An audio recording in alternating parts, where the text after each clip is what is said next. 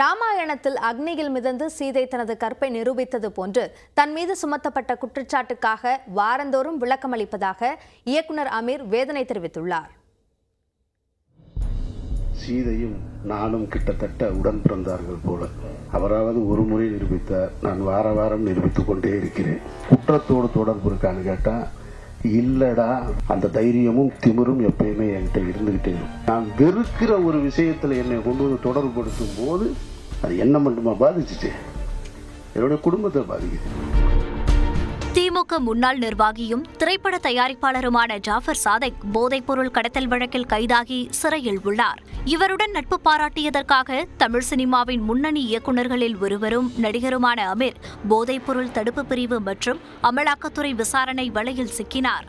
இந்த சூழலில் ஆதம்பாவா இயக்கத்தில் அமீர் நடித்துள்ள உயிர் தமிழுக்கு படத்தின் விளம்பர நிகழ்ச்சி சென்னையில் நடைபெற்றது. இதில் பங்கேற்று பேசிய அவர், போதைப்பொருள் கடத்தல் வழக்கில் தான் குற்றமற்றவன் என்பதை நிரூபிக்க வாரந்தோறும் தீக்குளித்து வருவதாக வேதனை தெரிவித்தார். ராமாயணத்தில் வருகின்ற சீதையும் நானும் கிட்டத்தட்ட உடன் பிறந்தார்கள் போல. அவர்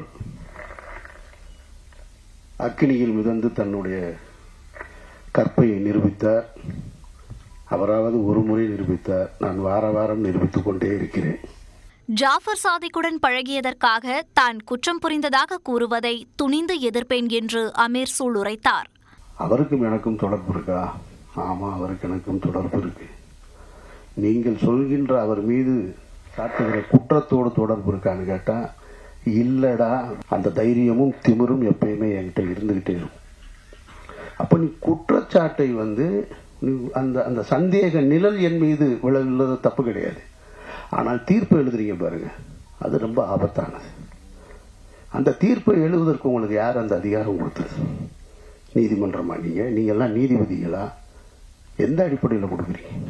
தொடர்ந்து பேசிய அமீர், தான் வெறுக்கும் ஒரு செயலை செய்ததாக குற்றம் சாட்டப்படுவதால் தனது குடும்பத்தினை அது பாதிப்பதாக கவலை தெரிவித்தார். நான் வெறுக்கிற ஒரு விஷயத்துல என்னை கொண்டு வந்து தொடர்புபடுத்தும் போது அது என்ன மட்டுமா பாதிச்சுச்சு, என்னுடைய குடும்பத்தை பாதிக்குது. என்னுடைய மகள் வேலைக்கு போற இடத்துல பாதிக்குது, அங்க ஒருத்தன் கேள்வி கேட்கிறான். என்னுடைய மகன் கல்லூரிக்கு போகும்போது பாதிக்குது. என்னை நீங்க சந்தேகமே படாதீங்கன்னு நான் சொல்லல, சந்தேகப்படுங்க, விசாரிங்க, நல்லா கேளுங்க, ஆனால் தீர்ப்பு எழுதாதீங்க. தீர்ப்பு எழுதுற அதிகாரம் உங்களுக்கு யாருக்குமே கொடுக்கல. அதுக்கு இந்த நாட்டில் நீதிமன்றம் இருக்கு, எல்லாமே இருக்கு. சமூகத்தை சீரழிக்கிறதுன்றது போதை. நான் வெறுக்கிறேன் அதை. தருங்க, இங்க ஒரு அர்ஷன் நிற்கிறான், அந்த ஒரு அர்ஷன் நிற்கிறான், சிகரெட்டு குடிச்சாலே ஆபீஸ்க்குள்ள உள்ள விட மாட்டேன்.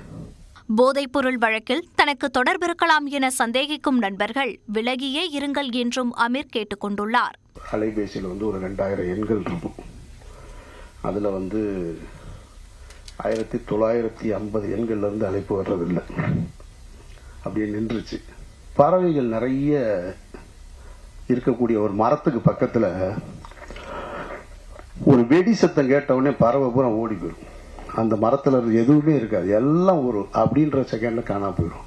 அப்புறம் போனதுக்கு அப்புறம் சில பறவைகள் மட்டும் வரும். சில முதல்ல இருந்த 500 இருந்துச்சுன்னா வராது, ஒரு 50 தான் வரும். அப்புறமா அந்த பறவை போல என்னுடைய நண்பர்கள் என்னை யோசிச்சு, அது மரத்து மேல உள்ள தப்பா, வெடி போட்டவன் தப்புன்னு சொல்லி அந்த மரத்துல பறவைகள் இருப்பது போல என்னுடைய நண்பர்கள் என்னை தேடி வந்துகிட்டு இருக்காங்க. மேலும் டெல்லியில் அமலாக்கத்துறை அதிகாரிகள் தன்னிடம் மிகவும் கண்ணியமாக நடந்து கொண்டதாகவும் அமீர் கூறினார். இருந்தபோதும் சில கேள்விகள் தன்னை காயப்படுத்தியதாகவும் வேதனை தெரிவித்தார்.